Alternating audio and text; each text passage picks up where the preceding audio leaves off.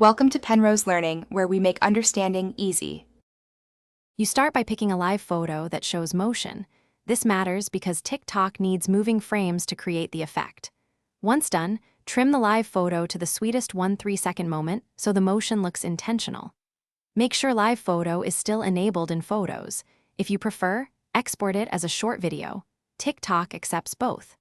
Doing this first prevents awkward freezes and gives you precise control when you import into TikTok. You now open TikTok and use Upload Photos or Video, selecting that live photo. TikTok will usually convert it automatically. Then, you set the clip duration and apply motion-preserving edits like zoom or Ken Burns so the image stays lively. This helps the illusion of depth. Make sure to add sound and align the motion to a beat if needed, because sync between movement and audio sells the effect. Also experiment with speed and loop. You finish by previewing the post closely and confirming the live photo motion remains smooth and in sync with audio. Once satisfied, write your caption and post.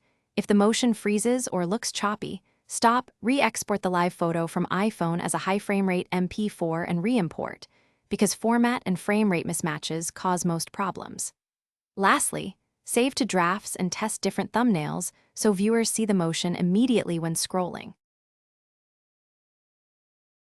Thanks for watching. If this was helpful, leave a like and consider subscribing. See you next time.